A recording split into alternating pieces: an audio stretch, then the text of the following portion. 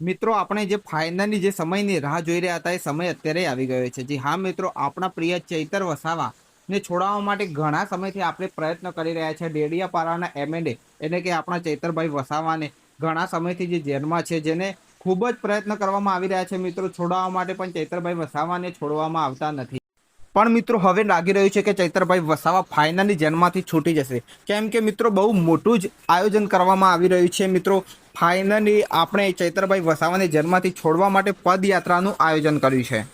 તો મિત્રો નર્મદા જિલ્લાના પ્રમુખ નિરંજન વસાવાએ મિત્રો આ આયોજન કર્યું છે। તો મિત્રો તમને જણાવું કે આ પદયાત્રાની અંદર એક જ માંગ છે અને એક જ અવાજ છે મિત્રો કે ચૈતરભાઈ વસાવાને જેલમાંથી છોડો। તો મિત્રો હું તમને જણાવું કે આયોજન કઈ જગ્યાએ કરાયું છે। તો મિત્રો હું તમને જણાવું કે નિરંજન વસાવાએ આ આયોજન રાજપીપળાની અંદર કર્યું છે, જેનું એડ્રેસ છે મિત્રો હરસિદ્ધ માતાજીના મંદિરથી ડૉક્ટર સાહેબ આંબેડકરની પ્રતિમાને ફૂલહાર કરી સફેદ ટાવર થઈને સંતોષ ચોકડી થઈ ગાંધી ચોક સુધી પદયાત્રાનું આયોજન કર્યું છે। તો મિત્રો હું તમને જણાવું કે જે પણ વ્યક્તિ, જે પણ માણસ કે જે ચૈતરભાઈ વસાવાને છોડાવવા માંગતું હોય, જેના માટે ચૈતરભાઈ વસાવા જે બહુ જ મોટો અવાજ હતો મિત્રો, આદિવાસી માટે ખૂબ જ નામ એવું મોટું ચૈતરભાઈ વસાવા જે અત્યારે હાલ જેલમાં છે, તો એને છોડાવવા માટે ખૂબ જ મોટા પ્રયત્નો કરવામાં આવે છે મિત્રો, પણ ચૈતરભાઈ વસાવાને છોડવામાં આવતા નથી।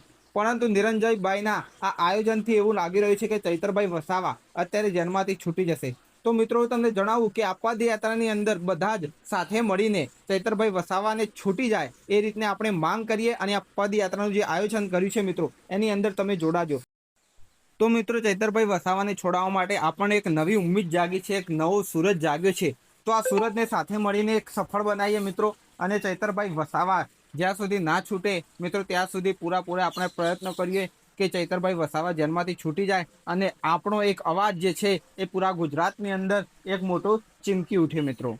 તો મિત્રો તમે કઈ જગ્યાએથી કયા ગામથી ચૈતરભાઈ વસાવાના સપોર્ટમાં રાજપીપળા આવી રહ્યા છો પદયાત્રાની અંદર એ કોમેન્ટમાં લખવાનું ભૂલતા નહીં મિત્રો, અને ચૈતરભાઈ વસાવાને સપોર્ટ કરતા હોય તો આ વિડીયોને વધુમાં વધુ શેર કરજો, જેથી ચૈતરભાઈ વસાવાના પદયાત્રાની અંદર ખૂબ જ માણસો જોડાય અને આપણા ચૈતરભાઈ વસાવા જેલમાંથી બહાર આવી જાય। તો મિત્રો નવા અપડેટ માટે અમારી સૂર્યોદય અપડેટ ચેનલને સબસ્ક્રાઇબ કરી દેજો, લાઇક અને શેર કરવાનું ભૂલતા નહીં। તો મિત્રો આપણે બધા મળીશું 1 સપ્ટેમ્બર સોમવારના સવારે 10:30 કલાકે આપણે રાજપીપળાની અંદર મળીશું ચૈતરભાઈને વસાવાને આપણે ન્યાય અપાવવા માટે।